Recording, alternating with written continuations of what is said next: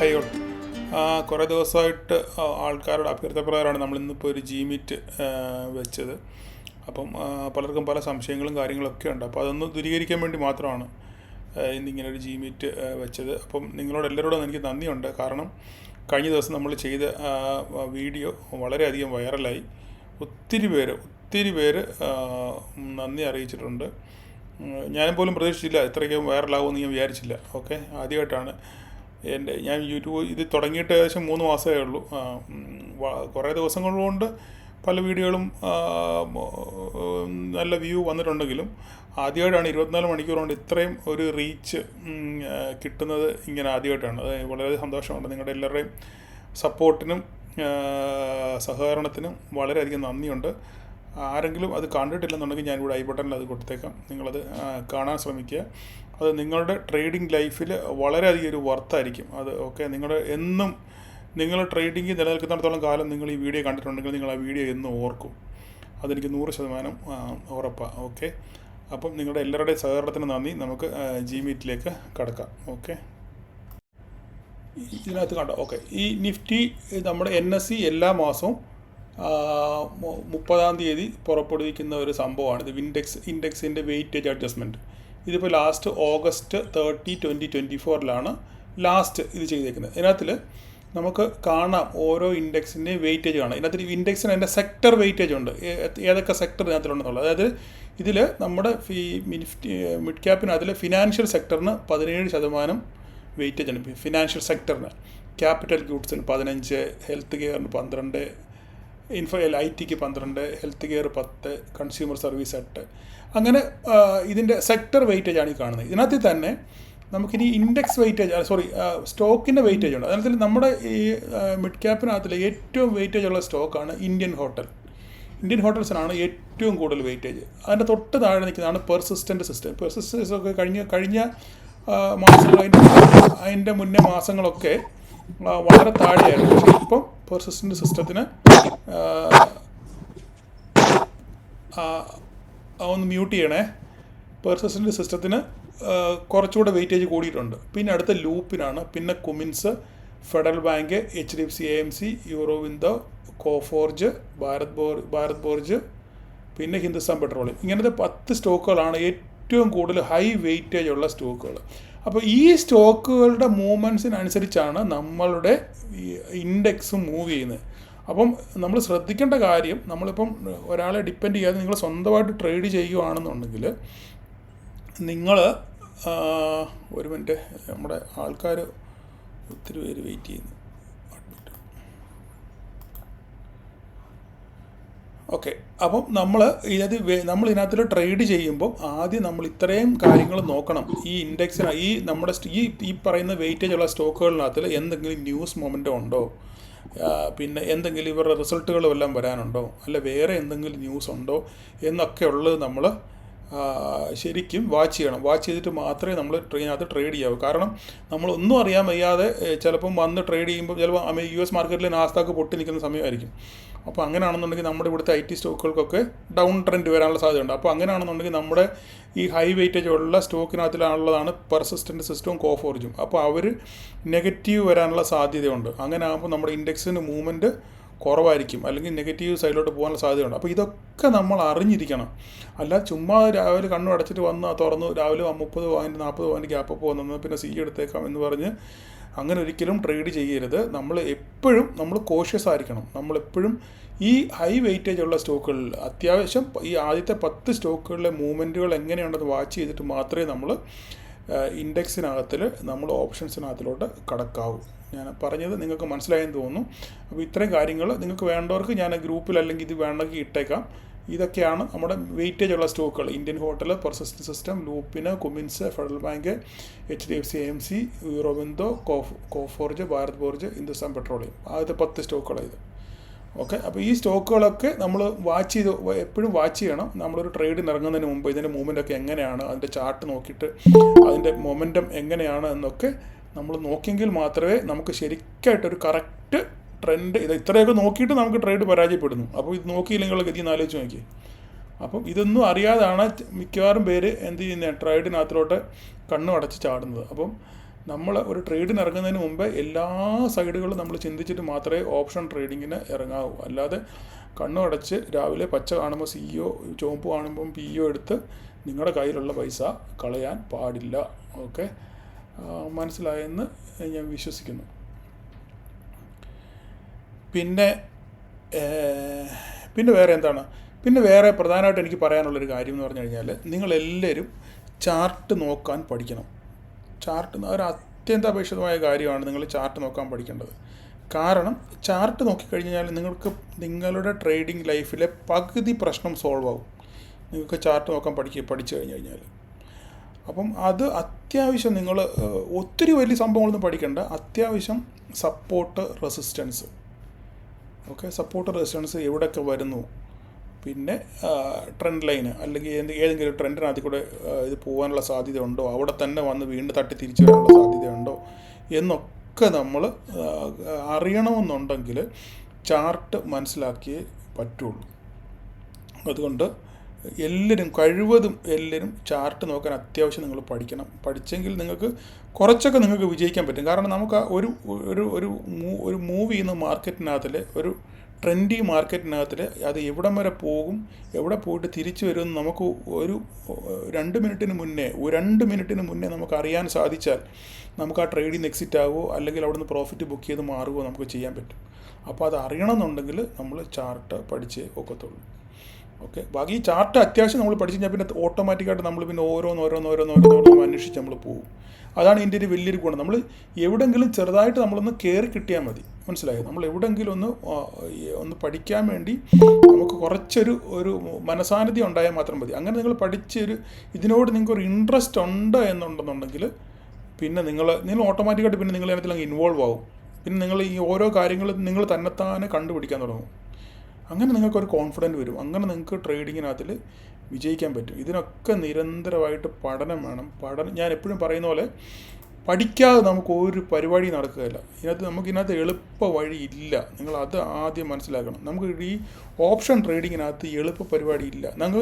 Even ഞാനാണെങ്കിലും A or B or C, X or Y ആരാണെങ്കിലും നിങ്ങൾക്ക് ചിലപ്പോൾ ഒരു കോൾ തരുമായിരിക്കും. ആ കോളൊന്നും നിങ്ങൾക്ക് വിജയിക്കാൻ പറ്റുമായിരിക്കും. പക്ഷെങ്കിൽ ഞാനിപ്പോൾ ഒരു എക്സാമ്പിൾ ഞാൻ പറയാം.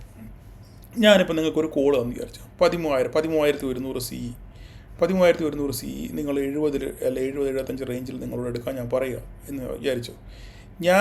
ഞാൻ എപ്പോഴാണ് ഈ കോൾ പറയുന്നത്? ഞാൻ ഈ ചാർട്ടിനകത്തിൽ കണ്ട് ഈ ട്രെൻഡ് കൺഫേം ചെയ്ത് മാർക്കറ്റ് മുകളിലോട്ട് പോകും എന്ന് ഉറപ്പിച്ചതിന് ശേഷമാണ് ഞാൻ നിങ്ങളോട് പറയുന്നത്, ഓക്കെ, 13,100 CE 70-75 റേഞ്ചിനകത്തിൽ നിങ്ങളോട് എടുക്കാൻ. ഓക്കെ, ഞാനിത് പറയുമ്പം നിങ്ങളെന്ത് ചെയ്യും? നിങ്ങളിത് അവിടെ പോയി ടൈപ്പ് ചെയ്ത് റെഡിയാക്കി വരുമ്പോഴത്തേക്കും മാർക്കറ്റ് ചിലപ്പം 75 കഴിഞ്ഞ് 78 കഴിഞ്ഞ് ചിലപ്പോൾ 80 നിങ്ങൾ ഈ സ്ട്രൈക്കൊക്കെ തപ്പിപ്പിടിച്ച് വന്ന് റെഡിയായി വരുമ്പോഴത്തേക്കും ചിലപ്പം മാർക്കറ്റ് കൈവിട്ട് പോയിരിക്കും. അപ്പോൾ ഓൾറെഡി നിങ്ങൾക്ക് 5 പോയിൻറ്റ് 5, 6, 7, 8 പോയിൻറ്റ് നിങ്ങൾക്ക് ഓൾറെഡി പോയി കഴിഞ്ഞായിരിക്കും. പിന്നെ നിങ്ങൾ എൻട്രി ചെയ്യാൻ നോക്കുമ്പോൾ അയ്യോ പോയല്ലോ, മാർക്കറ്റ് മേലോട്ട് കയറിപ്പോയില്ല, എന്തായാലും സുല്ലേട്ടൻ പറഞ്ഞല്ലേ മാർക്കറ്റ് മേലോട്ട് കയറിപ്പോവും എന്ന് പറഞ്ഞ് നിങ്ങൾ ചിലപ്പോൾ 80 ചിലപ്പോൾ ഈ കോൾ എടുക്കുന്നത്. മനസ്സിലായി പറഞ്ഞു? അവിടെ ചിലപ്പോൾ 5 പോയിൻ്റ് കൂടെ ചിലപ്പോൾ മുമ്പോട്ട് നീങ്ങത്തുള്ളായിരിക്കും. ഓൾറെഡി പറഞ്ഞിടത്തുനിന്ന് മാർക്കറ്റ് 15 പോയിൻറ്റ് മൂവ് ചെയ്തു. പക്ഷേ നിങ്ങൾ എൻ്റർ ചെയ്യുമ്പോഴത്തേക്കും ചിലപ്പം നിങ്ങൾക്ക് 5 പോയിൻറ്റിൻ്റെ സംഭവം ചിലപ്പോൾ കിട്ടത്തുള്ളായിരിക്കും. അവിടെ നിന്ന് ചിലപ്പോൾ മാർക്കറ്റ് റിവേഴ്സ് ചെയ്യും. അപ്പോൾ ചിലപ്പോൾ നിങ്ങളുടെ സ്റ്റോപ്പ് ലോസ് അടിക്കും, അല്ലെങ്കിൽ നിങ്ങൾക്ക് പിന്നെ നിങ്ങൾ കുറേ നേരം വെയിറ്റ് ചെയ്യേണ്ടി വരും. അങ്ങനെ പല പ്രശ്നങ്ങൾ വരും. പക്ഷെങ്കിൽ ഞാൻ ഈ പറയുന്ന സംഭവം നിങ്ങൾക്ക് തന്നെത്താനെ ചാർട്ടിനകത്ത് കണ്ടുപിടിക്കാൻ പറ്റിയാലോ? നിങ്ങളൊന്ന് ആലോചിച്ച് നോക്കി. ഞാൻ ഈ പറയുന്ന സംഗതി തന്നെ നിങ്ങൾക്ക് ഞാൻ ഈ കോള് പറയുന്നതിന് മുന്നേ തന്നെ, അല്ലെ ആ മൊമെൻറ്റിൽ തന്നെ നിങ്ങൾക്കിത് ചാർട്ടിനകത്ത് കണ്ടുപിടിക്കാൻ പറ്റിയാൽ നിങ്ങൾ വിജയിച്ചില്ലേ? അവിടെയാണ് പ്രൈസ് ആക്ഷൻ്റെ ഏറ്റവും വലിയ മനോഹാരിത എന്ന് പറഞ്ഞു കഴിഞ്ഞാൽ. അപ്പം ഇവിടെ നമ്മൾ എന്താ ചെയ്യേണ്ടത്? സ്വയം പഠിക്കുക എന്നുള്ളതല്ലാതെ വേറെ യാതൊരു മാർഗ്ഗവുമില്ല നമുക്കല്ലാതെ. ഒരിക്കലും നിങ്ങളിനി എത്ര തർക്കം പറഞ്ഞാലും കോൾ എടുത്ത് നിങ്ങൾക്ക് ഒരിക്കലും ഓപ്ഷൻ ട്രേഡിങ്ങിനകത്ത് വിജയിക്കാൻ പറ്റത്തില്ല. ചിലപ്പോൾ 1-2 മാസം വേണം നിങ്ങൾക്ക് പോകായിരിക്കും. അല്ലാതെ ഒരു തേർഡ് പാർട്ടിയുടെ കയ്യിൽ നിന്ന് കോള് സ്വീകരിച്ച് നിങ്ങൾക്ക് ഒരിക്കലും ഓപ്ഷൻ ട്രേഡിങ് വിജയിക്കാൻ പറ്റത്തില്ല എന്ന് ഞാൻ അടിവരയിട്ട് പറയും. നിങ്ങൾക്ക് ഒരു ട്രെയിനിങ് പീരീഡ് കണക്കാക്കാം. ഇപ്പോൾ ഈ കോഴ്സ് തരുന്ന നിങ്ങൾക്ക് എന്ത് ചെയ്യണം? അവരെ പിന്തുടർന്നിട്ട് അവരുടെ സ്റ്റൈൽ നിങ്ങൾക്ക് പിന്തുടരാം. അവരെന്താണ് ചെയ്യുന്നത്, ഈ കോൾ അവരെങ്ങനെയാണ് തരുന്നത്, ആ കോൾ കണ്ടുപിടിക്കാൻ വേണ്ടി അല്ലെ നമുക്ക് ഈ കോൾ തരാൻ വേണ്ടി അവരെന്തൊക്കെ ശ്രദ്ധിക്കുന്നുണ്ട്, അല്ലെ അവരെന്തൊക്കെ പിന്തുടരുന്നുണ്ട് എന്ന് മനസ്സിലാക്കി അവരോടുകൂടെ അവരുടെ പുറകെ പോവുകയാണെന്നുണ്ടെങ്കിൽ ദാറ്റ്സ് ഫൈൻ, ഓക്കെ. പക്ഷേ അത് എത്ര നാൾ, 1 മാസം 2 മാസം അല്ലെങ്കിൽ 3 മാസം നിങ്ങൾക്ക് അവരെ ഫോളോ ചെയ്യാം. അന്ധമായിട്ട് ഫോളോ ചെയ്യാൻ പാടില്ല, അത് ഞാനായാലും വേറൊരാളായാലും, ഓക്കെ. അപ്പം ഞാനീ പറയുന്നത് ഈ കോളിനോടൊക്കെ ഞാൻ എതിരെന്ന് പറഞ്ഞു കഴിഞ്ഞാൽ സ്വയം പഠിക്കാതെ സ്വന്തമായിട്ട് നിങ്ങൾ ചാർട്ടിനകത്ത് അല്ലെ സ്വന്തമായിട്ട് നിങ്ങൾ ട്രേഡ് കണ്ടെത്തി നിങ്ങൾ ഓപ്ഷൻ ട്രേഡിങ്ങിനകത്ത് വിജയിക്കാം എന്നുള്ളതല്ലാതെ ഒരാളെ ഡിപ്പെൻഡ് ചെയ്ത് നിങ്ങൾക്ക് ഒരിക്കലും വിജയിക്കാൻ പറ്റത്തില്ല. പിന്നെ രണ്ടാമത്തെ കാര്യം, നിങ്ങൾ പറയും ട്രെയിനിങ് ക്ലാസ് ഉണ്ട്, ഓരോ പാക്കേജുകളുണ്ട്, അല്ലെ ഓരോരുത്തർക്ക് പോയി പഠിക്കാം. ഇതൊക്കെ ശരിയാണ്, ഇതെല്ലാം പാർട്ടാണ്, ഓക്കെ. നിങ്ങൾക്ക് പോയി പഠിക്കാം. നിങ്ങൾ ഇപ്പോൾ ഈ ഓരോ ക്ലാസ്സുകൾ അറ്റൻഡ് ചെയ്തോ അല്ലെ വലിയ മീറ്റുകളൊക്കെ അറ്റൻഡ് ചെയ്തവരോടൊക്കെ നിങ്ങളൊന്ന് ചോദിച്ച് നോക്കിക്കേ. അവർക്ക് ആർക്കെങ്കിലും ആ ക്ലാസ് അറ്റൻഡ് ചെയ്തതിന് ശേഷം പിറ്റേ ദിവസം മുതൽ വന്നിരുന്ന് ട്രേഡ് ചെയ്ത് വിജയിച്ചവർ ആരെങ്കിലും ഉണ്ടെന്ന് ചൂണ്ടിക്കാണിക്കാൻ പറ്റിയ വളരെ വളരെ വളരെ വളരെ അപൂർവമായിട്ടുള്ള ആൾക്കാർ മാത്രമേ കാണത്തുള്ളൂ. എന്തെങ്കിലും അത്യാവശ്യം ചാർട്ടിനകത്തിലോ മറ്റു കാര്യങ്ങളോ അറിയാവുന്ന ആരെങ്കിലും ആണെങ്കിൽ മാത്രമേ ഉള്ളൂ അങ്ങനെയുള്ളവർ. അവർക്ക് ഒരു ടിപ്പ് അല്ലെങ്കിൽ ഒരു ഐഡിയ അവിടുന്ന് കിട്ടി ചിലപ്പോൾ അവർ വിജയിക്കുമായിരിക്കും. അല്ലാതെ ഒരു ബിഗിനറിന് ഒരിക്കലും നമ്മൾ പോസ്റ്റ് ഓഫീസ് വഴി നീന്തൽ പഠിക്കുന്ന പോലെ തന്നെ ഇതിനകത്ത് നമ്മൾ പരിചയിച്ചേ ഒക്കത്തുള്ളൂ. ശരിക്കും നമ്മൾ പരിചയിച്ച് അങ്ങനെ മാത്രമേ നമുക്ക് ഇതിനകത്തിൽ വിജയിക്കാൻ പറ്റത്തുള്ളൂ. അല്ലാതെ ഒരു ട്രേഡിംഗ് ക്ലാസ്സിൽ പങ്കെടുത്തുകൊണ്ടോ അല്ലെങ്കിൽ ഒരു ട്രേഡിംഗ് ഇതിൽ അവിടെ പോയിരുന്ന് ചെയ്താലോ ഒന്നും നിങ്ങൾക്ക് വിജയിക്കാൻ പറ്റുകയില്ല. ഇത് പലരും നിങ്ങൾ അനുഭവസ്ഥരായിരിക്കും.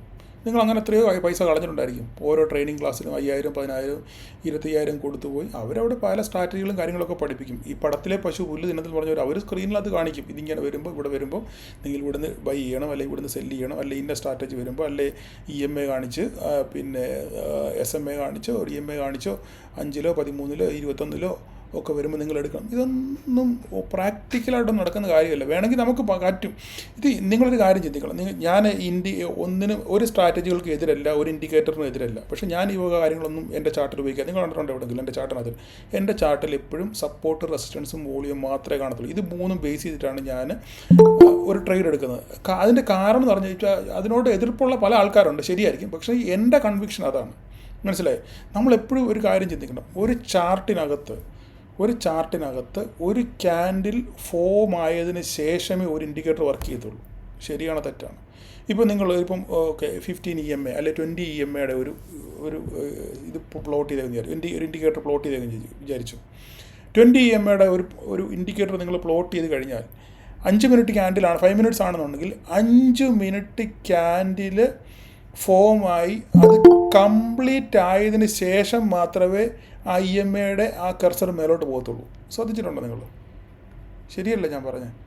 അതായത് നിങ്ങളിപ്പം ഒരു EMA പ്ലോട്ട് ചെയ്യുകയാണെങ്കിൽ അല്ലെങ്കിൽ എന്ത് സാധനമാണെങ്കിലും നിങ്ങൾ പ്ലോട്ട് ചെയ്ത് കഴിഞ്ഞാൽ അത് ആ ക്യാൻഡിൽ ഏത് ഫ്രെയിമിലാണ് 5 5 15 15 30 30 1 മണിക്കൂറെങ്കിൽ 1 മണിക്കൂർ ആ ടൈം കഴിഞ്ഞ് ആ ക്യാൻഡിൽ ക്ലോസ് ആയതിന് ശേഷം മാത്രമേ നിങ്ങളുടെ കയ്യിലുള്ള ഈ ഇൻഡിക്കേറ്റർ അല്ലെങ്കിൽ ഈ EMAയുടെ ആ കർസർ ഒരു സ്റ്റെപ്പ് കൂടെ മേലോട്ട് പോകത്തുള്ളൂ, ഇല്ലേ?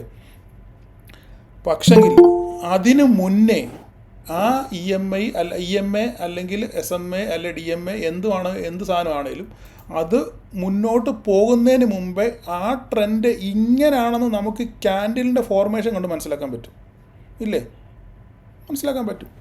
അപ്പോൾ അവിടെ നമുക്ക് പഠനമാണ് ആവശ്യം. അപ്പോൾ നമുക്ക് നിങ്ങൾ ഈ പറഞ്ഞ പോലെ വലിയ റോക്കറ്റ് സയൻസ് സംഭവങ്ങളൊന്നും പഠിക്കേണ്ട കാര്യമില്ല. നിങ്ങൾ അത്യാവശ്യം ക്യാൻഡിലുകൾ രൂപപ്പെടുന്നത് എങ്ങനെയാണെന്നും അത് ആ സ്റ്റൈല് വന്നാൽ അല്ലെങ്കിൽ ആ രൂപത്തിൽ ആ ക്യാൻഡിലുകൾ വന്നാൽ എന്താണ് മാർക്കറ്റിൽ സംഭവിക്കുന്നത് എന്നും നിങ്ങൾ മനസ്സിലാക്കിയിരിക്കുകയാണെന്നുണ്ടെങ്കിൽ നിങ്ങൾക്ക് ശരിക്കും വിജയിക്കാൻ പറ്റും. ഇപ്പം ഒരു എക്സാമ്പിൾ പറയുകയാണെന്നുണ്ടെങ്കിൽ ഇപ്പം ഒരു മറുബോസ് ക്യാൻഡിൽ വന്നു. മറുബോസ് എന്ന് പറഞ്ഞാൽ എന്തുവാ? ഒരു ഫുൾ ബോഡി ക്യാൻഡിൽ, വിക്കൊന്നും ഇല്ലാത്ത ഒരു ഫുൾ ബോഡി ക്യാൻഡിൽ വന്നു. ഈ മറുബോസ് ക്യാൻഡിൽ അർത്ഥം എന്താ? മാർക്കറ്റ് ഒരു ബുള്ളിഷ് ട്രെൻഡിലോട്ട് മാർക്കറ്റ് മാറുകയാണ് എന്നാണ് പൊതുവെയുള്ള ധാരണ. മറുബോസ് വന്നു കഴിഞ്ഞാൽ മാർക്കറ്റ് മുകളിലോട്ട് പോകും, അല്ലെ റെഡാണെന്നുണ്ടെങ്കിൽ മാർക്കറ്റ് പൊട്ടാൻ പോകുന്നു എന്നുള്ളതിൻ്റെ ഒരു തെളിവായിട്ടാണ് മറുബോസിനെ കാണുന്നത്. പക്ഷെങ്കിൽ ഈ മറുബോസ് വീഴുന്ന സിനാരിയോ, ഓക്കെ, ആ ക്യാൻഡിൽ എവിടെ വീഴുന്നു, ഓക്കെ, ഏത് സമയത്ത് വീഴുന്നു, മാർക്കറ്റ് മുകളിൽ നിൽക്കുമ്പോഴാണോ വീഴുന്നത് അതോ മാർക്കറ്റ് താഴെ നിൽക്കുമ്പോഴാണോ ഈ ക്യാൻഡിൽ ഫോം ആകുന്നത്, ഇതിൻ്റെ പ്രീവിയസ് ക്യാൻഡിലുകളുടെ സ്വഭാവം എങ്ങനെയാണ് എന്നൊക്കെ നോക്കിയിട്ട് മാത്രമേ നമ്മൾ ഈ ക്യാൻഡിലിൻ്റെ പിന്നെ ആ ക്യാൻഡിലിനെ ആശ്രയിച്ച് നമ്മൾ ട്രേഡ് എടുക്കത്തുള്ളൂ.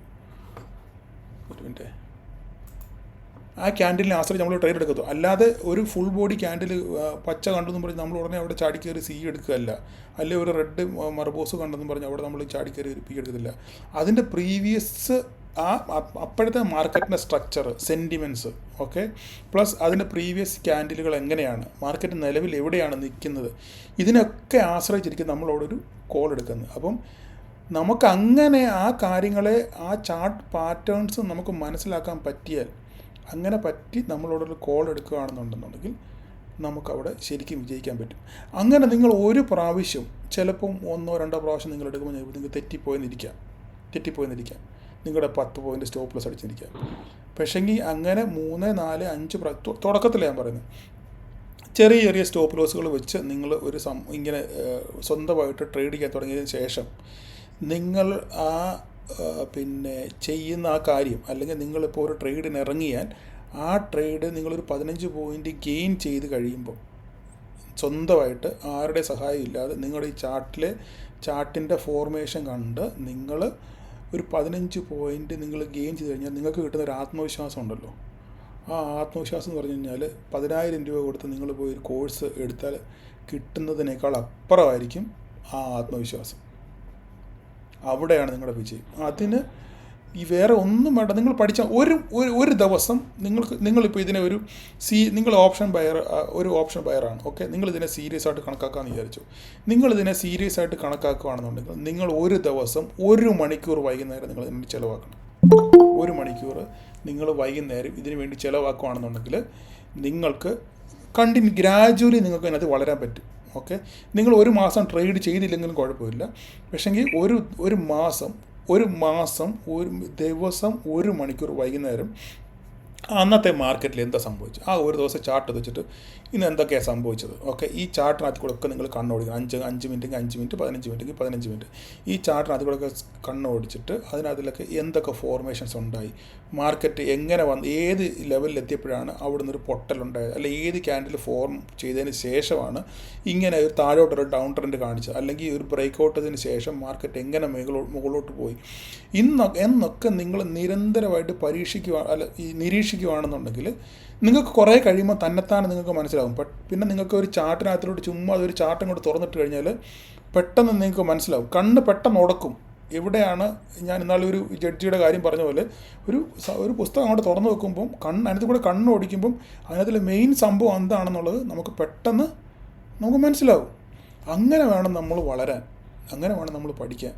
അതിന് പ്രൈസ് ആക്ഷൻ ഇപ്പോൾ പഠിച്ചേ ഒക്കത്തുള്ളൂ. പ്രൈസ് ആക്ഷൻ അതല്ല, ചാർട്ടുകൾ പഠിച്ചു. പിന്നെ നിങ്ങൾക്ക് എവിടെയെങ്കിലും ഇപ്പോൾ ഈ ഓൺലൈനൊക്കെ ഞാൻ കണ്ടിട്ടുണ്ട്, ഈ ചാർട്ടിൻ്റെ പിന്നെ ഈ മേടിക്കാൻ കിട്ടും ഈ സംഭവം. നമ്മുടെ അത്യാവശ്യമുള്ള ക്യാൻഡിൽ സ്റ്റിക്സിൻ്റെ ഫോർമേഷൻസ് കിട്ടും. നിങ്ങൾ എത്ര 100 രൂപ 150 രൂപ കണ്ടേ ഉള്ളൂ. ഈ ആമസോണിലൊക്കെ ഉണ്ട് സാധനം. ആ ഒരെണ്ണം മേടിച്ച് നിങ്ങൾ ഇത് സീരിയസ് ആയിട്ട് നിങ്ങൾ കണക്കാക്കുന്നുണ്ടെന്നുണ്ടെങ്കിൽ, സീരിയസ് ആയിട്ട് നിങ്ങൾക്ക് ഓപ്ഷൻ ബൈ ചെയ്ത് വിജയിക്കണമെന്ന് ആഗ്രഹമുണ്ടെന്നുണ്ടെങ്കിൽ അതിലൊരെണ്ണം മേടിച്ചിട്ട് നിങ്ങളുടെ റൂമിൻ്റെ അടുത്തൊരു ഭിത്തിയിൽ എവിടെ ഒട്ടിച്ച് വെച്ചിട്ട് നിങ്ങൾക്ക് കാണാം. അതിനകത്തിലുണ്ട്, okay, shooting star, morning star, engulfing, മർബോസ്, പിന്നെ dragonfly, spinning top, hammer pattern എന്നൊക്കെ പറഞ്ഞ് കുറേ ഉണ്ട്. ഒക്കെ ഒരു A4 ഷീറ്റോ A3 ഷീറ്റോ കിട്ടും. നിങ്ങളത് മേടിച്ചിട്ട് നിങ്ങളുടെ വീട്ടിലോട്ട് നിങ്ങളുടെ ഇരിക്കുന്ന സിസ്റ്റത്തിൻ്റെ അല്ലെങ്കിൽ അവിടെ ഭിത്തിയിൽ ഒട്ടിച്ച് വെക്കുക. എന്നിട്ട് നിങ്ങൾക്ക് 100% നിങ്ങൾക്കതും ചെയ്യാൻ പറ്റുമെന്ന് എനിക്ക് തോന്നുന്നില്ല. പക്ഷേങ്കിൽ അതോടെ ഒട്ടിച്ച് വെക്കുകയാണെന്നുണ്ടെങ്കിൽ നിങ്ങൾക്ക് അങ്ങനെ ഡൗട്ട് ഉണ്ടെന്നുണ്ടെങ്കിൽ പെട്ടെന്ന് നിങ്ങളുടെ മനസ്സിൽ വന്നില്ലെങ്കിൽ നിങ്ങൾക്ക് ആ ചാർട്ടിൽ നോക്കുകയാണെന്നുണ്ടെങ്കിൽ, ആ പടത്തിൽ നോക്കുകയാണെന്നുണ്ടെങ്കിൽ പെട്ടെന്ന് ആ നിങ്ങൾ ആ സിസ്റ്റത്തിനകത്ത് നിങ്ങളുടെ ചാർട്ടിനകത്ത് കണ്ട ആ ക്യാൻഡിലും ആ ഭിത്തിയിൽ ഒട്ടിച്ചിരിക്കുന്ന ക്യാൻഡിൽ തമ്മിൽ എന്തെങ്കിലും സിമിലാരിറ്റി ഉണ്ടെന്നുണ്ടെങ്കിൽ പെട്ടെന്ന് നിങ്ങൾക്ക് മനസ്സിലാക്കാൻ പറ്റും. ഓക്കെ, ഇത് ഇങ്ങനെയാണ്. അപ്പോൾ ഇതിങ്ങനെ വരുവാണെന്നുണ്ടെങ്കിൽ ഇവിടെ ഇങ്ങനെ ഒരു ഫോർമേഷൻ വരാനുള്ള സാധ്യതയുണ്ട്, നമുക്ക് നോക്കാം, വാച്ച് ചെയ്യാം. അപ്പം നിങ്ങളതിനെ പിന്തുടരണം. അപ്പോൾ എന്താ സംഭവിക്കുന്നത് നോക്കണം. ഓക്കെ, അപ്പോൾ ഈ പറഞ്ഞ പോലെയൊക്കെ തന്നെ ഈ ക്യാൻഡിലിൻ്റെ ഈ ഫോർമേഷൻ ഉണ്ടായത് ഇതുപോലെ ഈ പറഞ്ഞ പോലെ തന്നെ ഉണ്ടാവുകയാണെന്നുണ്ടെങ്കിൽ നമ്മുടെ ലൈവ് മാർക്കറ്റിൽ അങ്ങനെ എന്താണ് സംഭവിക്കുന്നത് ഇതൊക്കെ നോക്കി കണ്ടിട്ട് അങ്ങനെ ഒരു 10 പ്രാവശ്യം നിങ്ങൾ ചെയ്യുമ്പം ഓട്ടോമാറ്റിക്കായിട്ട് നിങ്ങൾക്ക് ഒരു ഫോർമേഷൻ ഉണ്ടാകുമ്പോൾ നിങ്ങൾക്ക് കറക്റ്റായിട്ട് മനസ്സിലാകും, ഇവിടുന്ന് മാർക്കറ്റ് മേലോട്ട് പോകാൻ പോവുക, നമുക്ക് നോക്കാം. ഇങ്ങനെയൊക്കെ വേണം നമ്മൾ പഠിക്കാൻ. ഇതൊന്നും ആരും പറഞ്ഞു തരികയില്ല, ആരും പറഞ്ഞു തരത്തില്ല. എല്ലാവരും കോളിൻ്റെ പുറകെ പോവുകയാണ്, പാക്കേജിൻ്റെ പുറകെ, ക്ലാസ്സിൻ്റെ പുറകെ എല്ലാവരും പോവുകയാണ്. ഞാൻ ആരെയും കുറ്റം പറയല്ല. പക്ഷേ നമ്മൾ സ്വയം വിചാരിച്ചെങ്കിൽ മാത്രമേ നമുക്ക് രക്ഷപ്പെടാൻ പറ്റത്തുള്ളൂ. വേറൊരാളെ കൊണ്ട് നമ്മളെ രക്ഷപ്പെടുത്താൻ പറ്റത്തില്ല, അത് പാടാം. അവർക്ക് നിങ്ങളെ സഹായിക്കാൻ പറ്റും, പക്ഷേ ആ സഹായത്തിനൊരു പരിധിയുണ്ട്, ഇല്ലേ? ഒരാളുടെ സഹായം കൊണ്ട് നമ്മൾ ജീവിക്കുന്നതും നമ്മൾ സ്വയം പിന്നെ ആ പ്രവർത്തിഭാഗത്തിൽ വിജയിക്കുന്നതും തമ്മിൽ ഒത്തിരി വ്യത്യാസമില്ലേ, ഇല്ലേ? ഏത് തരത്തിലായാലും, നമ്മുടെ ജീവിതത്തിലായാലും ഏത് തലത്തിലായാലും, ജോലി സ്ഥലത്തിലായാലും വേറൊരാളുടെ സഹായം കൊണ്ട് ഒരു കാര്യം പൂർത്തിയാക്കുന്നതും നമ്മൾ സ്വയം ആ കാര്യം പൂർത്തിയാക്കുന്നത് നമ്മൾ ഒത്തിരി വ്യത്യാസമില്ലേ, ഇല്ലേ? അത്രയും മാത്രം നിങ്ങൾ ചിന്തിച്ചാൽ മതി. അത് തന്നെ ഇവിടെ നമ്മൾ പ്രാവർത്തിയാക്കുക. അപ്പോൾ അതുകൊണ്ട് സ്വയം പര്യാപ്തത നേടാൻ നിങ്ങൾ ശ്രമിക്കുക. എനിക്കത് മാത്രമേ പറയാനുള്ളൂ. അതിന് പഠനം കൊണ്ട് മാത്രമേ സാധിക്കത്തുള്ളൂ. എളുപ്പ വഴി ഒരു കുറുക്ക് വഴിയില്ല. പഠിക്കുക എന്നുള്ളതല്ലാതെ വേറെ യാതൊരു മാർഗവും ഇതിനകത്തിലില്ല. അതുകൊണ്ട് പഠിക്കുക. നമ്മൾ മലയാളികൾ എപ്പോഴും എളുപ്പ വഴി ക്രിയ ചെയ്യാൻ നോക്കുന്ന ആൾക്കാരാണ്. എളുപ്പ വഴി ക്രിയ, ഓക്കെ, എങ്ങനെയെങ്കിലും പെട്ടെന്ന് പരിപാടി നടത്തി പോകണം എന്നുള്ള ആഗ്രഹക്കാരാണ്. പക്ഷെങ്കിൽ അതൊരു ശാശ്വത പരിഹാരമല്ല, അതൊരിക്കലും നിലനിൽക്കത്തില്ല. ചിലപ്പോൾ 1-2 പ്രാവശ്യം ചിലപ്പോൾ പറ്റിയെന്ന് വരാം, അല്ലെ 5 പ്രാവശ്യം പറ്റിയെന്ന് വരാം. പക്ഷെങ്കിൽ 6ാമത്തെ പ്രാവശ്യം നീ 5 പ്രാവശ്യം നേടിയതും 6ാമത്തെ പരിപാടിക്ക് അത് പോകും. നിങ്ങൾ അനുഭവമുണ്ട്. ഞാൻ ഈ പറയുന്നത് നിങ്ങൾക്ക് ഓരോരുത്തരും നിങ്ങൾ അനുഭവസ്ഥരാണ്, ശരിയല്ലേ ഞാൻ പറയുന്നത്? നിങ്ങൾ ചിലപ്പം ഇതുപോലെ തന്നെ കോൾ എടുത്ത് ഭയങ്കരമായിട്ട് ഹ്യൂജ് പ്രോഫിറ്റ് കിട്ടി. ആ പ്രോഫിറ്റ് പിറ്റേ ദിവസം പോയ ചരിത്രം നിങ്ങൾക്ക് പറയാൻ കാണും. ഇന്നലെയാണ് ഒരാൾ നമ്മുടെ ഗ്രൂപ്പിൽ പറഞ്ഞു, ഒരു ദിവസം പുള്ളി 5000 രൂപയോ 3000 രൂപയും കൊണ്ട് 1 ലക്ഷം രൂപ ഉണ്ടാക്കി. അതായത് കോട്ടക് ബാങ്കിൻ്റെ നെഗറ്റീവ് ന്യൂസ് വരുന്നതിൻ്റെ തലേദിവസം പുള്ളിയുടെ ഒരു സ്റ്റോക്ക് ഓപ്ഷൻ ഉണ്ടായിരുന്നു. അത് ഭാഗ്യം കൊണ്ടാണ്, പുള്ളി കണ്ടിട്ടൊന്നുമല്ല എടുത്തത്, ഭാഗ്യം. ഇന്നലെ ഗ്രൂപ്പിൽ പറഞ്ഞുതരാം. ഭാഗ്യം കൊണ്ട് പുള്ളിക്ക് ആ 3000 രൂപ എന്ന് പറയുന്ന സംഭവം പിന്നെ ഇൻഡെക്സ് ഓപ്ഷനിലായിരുന്നു, പിന്നെ കോട്ടക് ബാങ്കിൻ്റെ. അത് പിറ്റേ ദിവസം കണ്ട് 10-200 പോയിൻ്റ് ഞങ്ങൾ ഒറ്റയടിക്ക് താഴെ പോയില്ല, 1500 സംതിങ് കണ്ട് വന്നില്ലേ, 1700. ഈ പറയുന്ന പുള്ളിയുടെ കയ്യിലിരുന്ന സംഭവം പറന്നു. ഏകദേശം 90,000 രൂപ 1 ലക്ഷം രൂപയ്ക്ക് അടുത്തങ്ങോട്ട് കിട്ടി. അപ്പോൾ ഇത് കിട്ടിയ എന്തുവാ? ലോട്ടറി കിട്ടിയത്. സ്വന്തം കഴിവുകൊണ്ട് കിട്ടിയതല്ല, അതാലോചിക്കണം. സ്വന്തം കഴിവുകൊണ്ട് കിട്ടിയതല്ല, എങ്ങനെയോ മുയൽ വീണ് ചക്ക വീണ് മുയൽ ചത്തു. ഓക്കെ, അപ്പോൾ ആത്മവിശ്വാസം കൂടി. ഓക്കെ, ഈ പൈസ 2 ദിവസം പോലും പുള്ളിയുടെ കയ്യിൽ നിന്നില്ല, വേറെ രീതിയിൽ അത് പോയി. അതേസമയം നിങ്ങൾ ഒരു ട്രേഡ് ചെയ്ത് ഒരു സെറ്റപ്പ് നിങ്ങൾ ചാർട്ടിനകത്ത് കണ്ടുപിടിച്ച് അത് പഠിച്ച് നിങ്ങൾ അവിടെ ഒരു ട്രേഡ് എടുത്ത് അത് വിജയിച്ച് ആ കിട്ടുന്ന പൈസയാണെന്നുണ്ടെന്നുണ്ടെങ്കിൽ നിങ്ങൾ ഒരിക്കലും പിന്നെ ഭാഗ്യം പരീക്ഷിക്കാൻ നിങ്ങൾ പോകത്തില്ല ഒരിക്കലും. പിന്നെ നിങ്ങൾക്ക് കിട്ടിയ ആ പൈസ നിങ്ങൾ എന്ത് ചെയ്യും? ബുദ്ധിപൂർവ്വം നിങ്ങൾ വിനിയോഗിക്കാൻ ചോദിക്കും. അടുത്ത നിങ്ങളൊരു ഓപ്പർച്യൂണിറ്റിക്ക് വേണ്ടി നിങ്ങൾ കാത്തിരിക്കും. നിങ്ങൾ സ്വന്തമായിട്ട് കണ്ടുപിടിച്ച ട്രേഡാണെങ്കിൽ, നിങ്ങൾ സ്വന്തമായി കണ്ടുപിടിച്ച ട്രേഡിനകത്ത് നിങ്ങൾക്ക് നേടിയ പൈസ കൊണ്ട് നിങ്ങൾ ഒരിക്കലും ലോട്ടറി കളിക്കാനോ അല്ലെങ്കിൽ ഭാഗ്യം പരീക്ഷിക്കാനോ നിങ്ങൾ 0 കളിക്കാനോ നിങ്ങൾ പോകത്തില്ല. നിങ്ങൾ എന്ത് ചെയ്യും? നിങ്ങൾ സ്വന്തമായി നേടിയ പൈസയാണെന്നുണ്ടെങ്കിൽ, നിങ്ങൾ സ്വന്തമായി നിങ്ങളുടെ സ്ട്രാറ്റജി, നിങ്ങളുടെ പഠനം ഉപയോഗിച്ച് നിങ്ങൾ നേടിയ പൈസയാണെന്നുണ്ടെങ്കിൽ നിങ്ങൾ അടുത്ത ഒരു ഓപ്പർച്യൂണിറ്റിക്ക് വേണ്ടി നിങ്ങൾ വെയിറ്റ് ചെയ്യും. ഇല്ല, നിങ്ങൾ ഒരിക്കലും ചെയ്യത്തില്ല. കാരണം നിങ്ങൾക്കറിയാം ഞാൻ ഈ കാശ് എങ്ങനെയാണ് ഇതിനകത്ത് നേടിയെന്ന്. അപ്പം ഇതുപോലൊരു അവസരം എനിക്ക് വീണ്ടും വരും, ഇങ്ങനൊരു അവസരം എനിക്ക് വീണ്ടും ഇതിനകത്ത് കിട്ടും. ആ അവസരത്തിന് വേണ്ടി നമ്മൾ കാത്തിരിക്കണം. നിങ്ങൾ കാത്തിരിക്കും, സ്വന്തമായിട്ട് അധ്വാനിച്ച് നേടിയതാണെന്നുണ്ടെങ്കിൽ, നിങ്ങളുടെ പ്രയത്നം കൊണ്ട് നേടിയതാണെന്നുണ്ടെങ്കിൽ. അപ്പോൾ ഞാൻ ഇത്രയും പറഞ്ഞ് നിങ്ങൾക്ക് കാര്യം മനസ്സിലായെന്ന് വിചാരിക്കുന്നു. ഓക്കെ, ഇനി നിങ്ങൾക്ക് ആർക്കെങ്കിലും എന്തെങ്കിലും ചോദിക്കാനുണ്ടെങ്കിൽ ചോദിക്കാം. സംശയം സാറേ, ചോദിച്ചോ. കഴിഞ്ഞ വെള്ളിയാഴ്ച സാറ് പറഞ്ഞിരുന്നു 13,100 മുകളില് ഫ്യൂച്ചർ നിൽക്കുകയാണെങ്കിൽ മുകളിലേക്ക് പോകുന്നു. പക്ഷെ 13,100 മുകളില് ഒരു 2 മിനിറ്റ് നിന്ന് അതിനുശേഷം ആണല്ലോ താഴത്തേക്ക് വന്നേ. അതെന്താ കാരണം? ഒരു മിനിറ്റ് നോക്കിക്കോട്ടെ, ചാർട്ട് ഓപ്പൺ ചെയ്തോട്ടെ.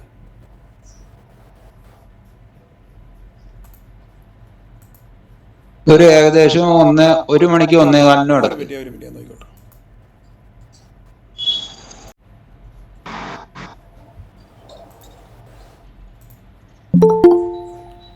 ഓക്കെ, ഇനിയും പറഞ്ഞോ, എന്താ പ്രശ്നം എന്ന് പറഞ്ഞേ?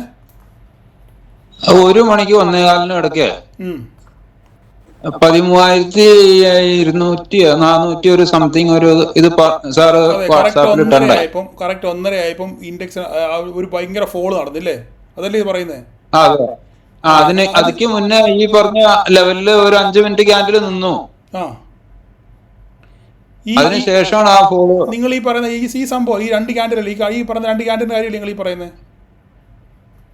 ഞാൻ ഈ കാണിക്കുന്നത് അല്ലേ? ഈ ഫോള് ഇവിടെ മാത്രമല്ല, ഈ ഫോൾ ഇവിടെ മാത്രമല്ല സംഭവിച്ചത്. ഞാൻ കാണിച്ചു തരാം, നോക്കിക്കോണേ. ഈ ഫോൾ ഇവിടെ ഈ നമ്മുടെ ഈ ഇൻഡെക്സിൽ മാത്രമല്ല, എല്ലാ ഇൻഡെക്സിലും ഒരുപോലെ ഈ ഒരു ഫോൾ നടന്നു. അതിനെ നമുക്ക് ആർക്കും ഒന്നും ചെയ്യാൻ പറ്റില്ല. ഞാൻ കാണിച്ചു തരാം, വെയിറ്റ്. 1 മണിക്ക് സംഭവിച്ചതാ. ഇത് നിഫ്റ്റിയുടെ ചാർട്ട് ഈ കാണുന്നത്, ഇപ്പോൾ ഈ കാണുന്നത് ഇത് കണ്ടോ? 1 മണിക്ക് സംഭവിച്ചത് പോയത് കണ്ടോ?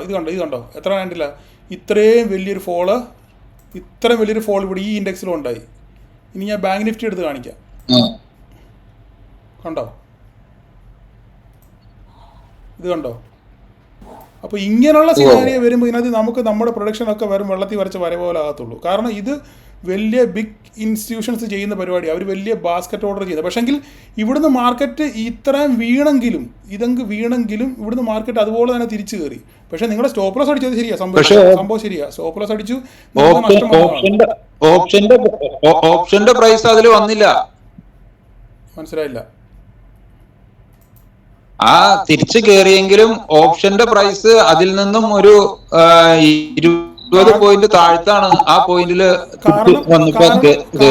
കാരണം എക്സ്പയറി ആണ് ഇൻഡെക്സിൽ. എക്സ്പയറിയുടെ തലേദിവസം വെള്ളിയാഴ്ച ഉച്ച കഴിഞ്ഞില്ലേ? ടൈം ഡി കെ ഭയങ്കര ആയില്ലേ? ഞാൻ പറഞ്ഞു മനസ്സിലായോ? ഞാൻ ഇന്നലെ എൻ്റെ വീഡിയോക്ക് അത് ഞാൻ പറഞ്ഞതുപോലെ നമ്മൾ ട്രേഡ് ചെയ്യുന്ന ദിവസത്തെ പറ്റി നമുക്ക് നല്ല ധാരണ ഉണ്ടായിരിക്കണം.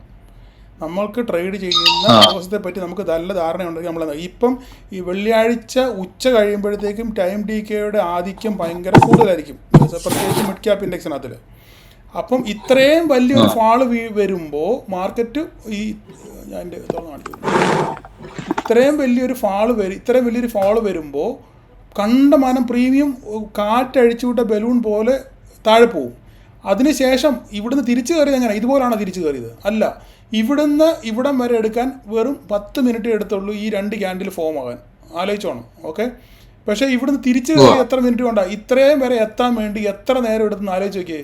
5, 10, 15, 20, 25, 30, 35, 40, 45, 50, 55, 60, 65, 70, 75, 80, 85, 90, 95, 100, 105, 110, 115, 120. 2 മണിക്ക് 10 മിനിറ്റ് കൊണ്ട് താഴെ വീണ സാധനം തിരിച്ചു കയറാൻ 2 മണിക്കൂർ എടുത്തു. ഞാൻ പറഞ്ഞു മനസ്സിലായോ? ഇനി 2 മണിക്കൂർ എടുത്തെങ്കിലും ഓരോ പ്രാവശ്യവും വീഴുന്നു കയറുന്നു, 2 ക്യാൻഡിൽ മേലോട്ട് കയറുന്നു, അതുപോലെ ഒരു ക്യാൻഡിൽ വീണ്ടും താഴോട്ട് വരുന്നു, വീണ്ടും 2 ക്യാൻഡിൽ കയറുന്നു, പിന്നെ താഴോട്ട് വരുന്നു. അപ്പോൾ ഇങ്ങനെ ഓരോ പ്രാവശ്യവും ഇങ്ങനെ അങ്ങോട്ടും ഇങ്ങോട്ടും ഓസിലേറ്റ് ചെയ്യുമ്പോൾ നമ്മുടെ പ്രീമിയം ഡി കെ ആയി പോവുക. ഞാൻ പറഞ്ഞു മനസ്സിലായോ? ഓക്കെ. അപ്പം ഞാൻ അതുകൊണ്ടാണ് എൻ്റെ വീഡിയോയിൽ ഞാൻ പറഞ്ഞത്, നമ്മൾ ട്രേഡ് ചെയ്യുന്ന ദിവസത്തിൻ്റെ പ്രാധാന്യം നമുക്ക് ശരിക്കും ഓർമ്മ വേണം. ഏത് ദിവസമാണ് നമ്മൾ ട്രേഡ് ചെയ്യുന്നത്, എക്സ്പയറിക്ക് ഇനി അവിടുന്ന് എത്ര ദിവസം ഉണ്ട്, അത് നമ്മുടെ ടൈം ഡി കെ ബാധിക്കുമോ, നമ്മുടെ കയ്യിലിരിക്കുന്ന പ്രീമിയത്തെ ബാധിക്കുമോ എന്നുള്ളൊരു ബോധ്യം നമുക്ക് എപ്പോഴും കാണണം. എക്സ്പയറി ഡേയുടെ അന്ന് അദ്യമണിയുടെ പ്രീമിയത്തിന് എന്ത് റേറ്റ് ഉണ്ടാവും സാർ? അദ്യമണിയുടെ ഒരു 50 രൂപ 60 രൂപ റേഞ്ചിലേക്ക് കിട്ടുമായിരിക്കും. അത്രേ ഉള്ളൂ അല്ലേ? അത്ര കാണും. ശരി, ഓക്കെ. എക്സ്പയറി ഡേയുടെ അന്ന് ഒരു എക്സ്പയറി ഡേയുടെ അന്ന് ഔട്ട് ഓഫ് ദ മണി നിങ്ങൾ ട്രേഡ് ചെയ്യാൻ പാടില്ല.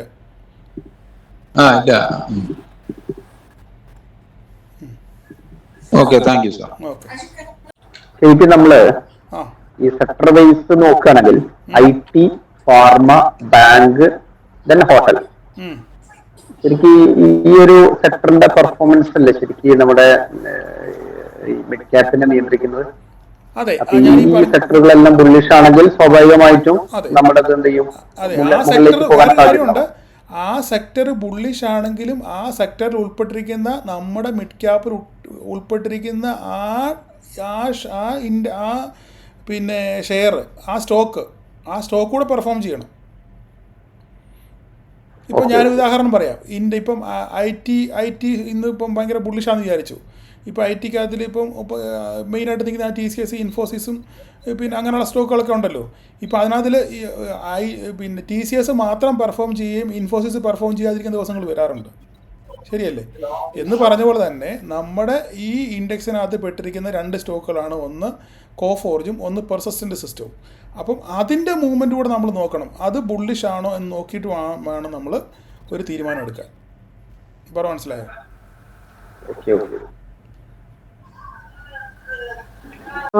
നമ്മൾ ഹിന്ദുസ്ഥാൻ പെട്രോളിയം അല്ലാതെ വേറെ ആയിരിക്കും അഫക്ട് ചെയ്യാൻ മെയിനായിട്ടുള്ളത്. ഞാൻ പറഞ്ഞില്ല 10 സ്റ്റോക്കിൻ്റെ നെയിം ഞാൻ പറഞ്ഞില്ല. ഈ 25 മൊത്തം 25 സ്റ്റോക്കുകളാണ്. അതിൽ ഏറ്റവും കൂടുതൽ വെയിറ്റേജ് ഉള്ള സ്റ്റോക്കുകളാണ് ഈ 10 എണ്ണം. ആ 10 എണ്ണത്തിനകത്തിൽ വരുന്ന മൂവ്മെൻറ്റ് അനുസരിച്ചായിരിക്കും നമ്മൾ മാർക്കറ്റ് എങ്ങോട്ട് പോകുന്നു എന്നുള്ളത് തീരുമാനിക്കുന്നത്. ഓക്കെ, അപ്പം നമുക്ക് നിർത്താം. അത്യാവശ്യം നിങ്ങളുടെ കാര്യങ്ങൾ നിങ്ങൾക്ക് മനസ്സിലായെന്ന് വിചാരിക്കുന്നു. ആർക്കെങ്കിലും എന്തെങ്കിലും ചോദിക്കാനുണ്ടോ? ഇല്ലെങ്കിൽ ഒരു സംശയം ചോദിച്ചോട്ടെ സാറേ? ചോദിച്ചോ. മിഡ് ക്യാപ്പ് നിഫ്റ്റി മിഡ് ക്യാപ്പില് ടോട്ടൽ എത്ര സ്റ്റോക്ക് ഉള്ളത്? 25. അതിനുള്ളതാണ് സാറാ 10 സ്റ്റോക്കുകൾ മെയിൻ വെയിറ്റേജ് ഉള്ള സ്റ്റോക്കുകൾ. അതെ. Okay sir, thank you. കേട്ടില്ല പറഞ്ഞേ. അല്ല, സുൽബ്ര ആദ്യം പറഞ്ഞത് ഈ 30th ആകുമ്പം സ്റ്റോക്കുകളിൽ ചിലപ്പം ചേഞ്ചസ് ഉണ്ടാവാന്ന് പറഞ്ഞു. അപ്പം അത് വെയിറ്റേജ് ഈ മാസത്തെ 30th നമ്മൾ എക്സ്പെക്ട് ചെയ്യാമോ? ഇല്ല, പുറത്ത് അങ്ങനെ മാറ്റങ്ങൾ വരത്തില്ല. ജസ്റ്റ് അങ്ങോട്ടും ഇങ്ങോട്ടും മൂവ് ചെയ്ത് മാത്രമേ ഉള്ളൂ. അല്ല ഭയങ്കരമായിട്ട് പുറത്ത് പോകുകയാണെന്നുണ്ടെങ്കിൽ അവർ പ്രത്യേകം പറയും ഇന്ന സ്റ്റോക്കിനെ പുറത്ത് പോയി ഇന്ന സ്റ്റോക്ക് അകത്തോട്ട് വരും എന്നുള്ളത് പറയും. അപ്പോൾ ഈ കഴിഞ്ഞ പ്രാവശ്യം എനിക്കൊന്ന് ഡിക്സൺ ടെക്നോളജി ഇതിനകത്തോട്ട് കയറിയെന്ന് തോന്നുന്നു. പക്ഷേ അതിന് വലിയ വെയിറ്റേജ് ഇല്ല. പിന്നെ താഴോട്ട് ഈ താഴെ കണ്ട ഡിക്സൺ ടെക്നോളജിയുടെ ഇത് ഞാൻ കറക്റ്റ് നോക്കിയില്ല. അപ്പോൾ അങ്ങനെ വരുവോ ചെയ്യുകയാണെന്നുണ്ടെങ്കിൽ അവർ പറയും ഇന്ന സ്റ്റോക്കുകൾ വെളിയിൽ പോകും, ഇന്ന സ്റ്റോക്കുകൾ അകത്തോട്ട് വരും എന്ന് പറയും. പക്ഷേ ഈ ആദ്യത്തെ 10 സ്റ്റോക്കുകൾക്ക് അങ്ങനെ വലിയ മാറ്റം വരത്തില്ല. ഇതിൻ്റെ അങ്ങോട്ടും ഇങ്ങോട്ടും ആ നമ്പറിങ് അതിൻ്റെ സ്ഥാന വ്യത്യാസം വരുമെന്ന് മാത്രമേ ഉള്ളൂ. ഇപ്പോൾ കുറേ നാളുകൾക്ക് മുന്നേ നമ്മുടെ ഇന്ത്യ ഹോട്ടലിൻ്റെ താഴെ കൊമിൻസ് ആയിരുന്നു. ഇപ്പം കൊമിൻസ് അല്ല, ഇപ്പോൾ പെർസിസ്റ്റൻറ്റ് സിസ്റ്റമാണ്. എന്ന് പറഞ്ഞ പോലെ അങ്ങോട്ടും ഇങ്ങോട്ടും ജസ്റ്റ് അതിൻ്റെ സ്ഥാനചലനം ഉണ്ടാകുമെന്ന് മാത്രമേ ഉള്ളൂ. ജസ്റ്റ് ഒരു 0.5, 0.6, 0.7% മാറ്റങ്ങൾ മാത്രമേ വരാറുള്ളൂ. അതുകൊണ്ടാണ് നമ്മൾ പറയുന്നത് ഈ ആദ്യത്തെ 10 എണ്ണം നോക്കിയാൽ മതി പറഞ്ഞത്. കാരണം ഈ താഴെ കിടക്കുന്നത് ചിലപ്പോൾ അങ്ങോട്ടും ഇങ്ങോട്ടും മാറാനുള്ള സാധ്യതകളുണ്ട്. പിന്നെ ഇപ്പം വേറൊരു കാര്യം കൂടെ ഞാൻ പറഞ്ഞുതരാം.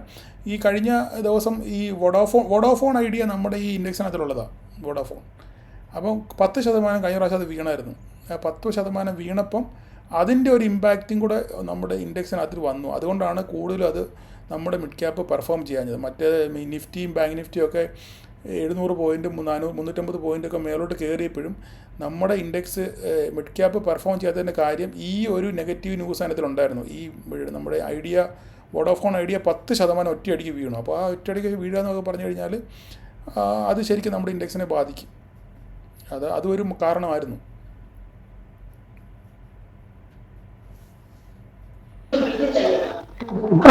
ട്രേഡിംഗ് പഠിപ്പിക്കുന്നുണ്ടോ? ഇല്ല, പഠിപ്പിക്കുന്നില്ല. ഇതൊക്കെ തന്നെയുള്ള പരിപാടി. എന്നും നിങ്ങൾക്ക് ഞാൻ ഈ ഡെയിലി ഇടുന്ന വീഡിയോ കണ്ടാച്ചാൽ മതി. പഠിപ്പിക്കലൊന്നുമില്ല. പിന്നെ ആരെങ്കിലും എന്തെങ്കിലും സംശയം ചോദിച്ചു കഴിഞ്ഞാൽ പേഴ്സണായിട്ട് ചോദിച്ചു കഴിഞ്ഞാൽ പറഞ്ഞു കൊടുക്കും എന്നുള്ളതല്ലാതെ പഠിപ്പിക്കൽ അങ്ങനെയുള്ള പരിപാടികളൊന്നുമില്ല. ഇതൊക്കെ തന്നെ പരിപാടി. ഇന്നലെ ഇപ്പോൾ പഠിപ്പിക്കൽ എന്തില്ല, ഇന്നലത്തെ ഞങ്ങൾ ആ വീഡിയോ കേട്ടാൽ മതിയല്ലോ.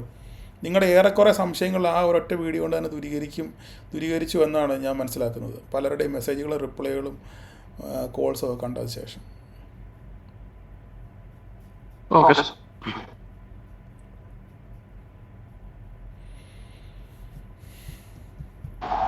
സാറേ, ഇപ്പൊ ഈ നിഫ്റ്റി 50 ആണെങ്കിൽ മണി കൺട്രോളിൽ നമുക്ക് ആ സ്റ്റോക്ക് കാണാൻ പറ്റുന്നുണ്ട്. ഇതിന്റെ ആണ് ഈ മിഡ് ക്യാപ്പിന്റെ ആണെങ്കിൽ എവിടെ നമുക്ക് കാണാൻ പറ്റും? നിങ്ങളുടെ ബ്രോക്കറിന്റെ അതിനകത്ത് കാണാൻ പറ്റുമല്ലോ. ബ്രോക്കറിന്റെ ആപ്പിനകത്ത് കാണാൻ പറ്റും. ഞാൻ ഉപയോഗിക്കുന്ന സെറോദയിൽ കാണാൻ പറ്റും അല്ലെ? മിഡ് ക്യാപ്പിന്റെ സെറോദയിലും ധന്നിലും ഒക്കെ ഉണ്ട്. നിങ്ങൾക്ക് അത് സെലക്ട് ചെയ്യാന്നുണ്ടെങ്കിൽ അതിനകത്തിലിപ്പോ ആ 25 സ്റ്റോക്കിനകത്തിൽ ഏതൊക്കെ പച്ചയുണ്ട് ഏതൊക്കെ ചുവപ്പുണ്ട് ഹീറ്റ് മാപ്പ് കാണാൻ പറ്റും. അതിനകത്ത് നമുക്ക് അതങ്ങനെ സെപ്പറേറ്റ് എടുത്ത് മിഡ് ക്യാപ്പിന്റെ തന്നെ നോക്കാം. പറ്റും. ഓക്കെ, അപ്പം നമുക്ക് നിർത്താം, വൈൻഡപ്പ് ചെയ്യാം. ഓക്കെ, അപ്പം ഇത്രയും നേരം എന്നെ സഹിച്ചിരുന്ന എല്ലാവർക്കും താങ്ക് യു.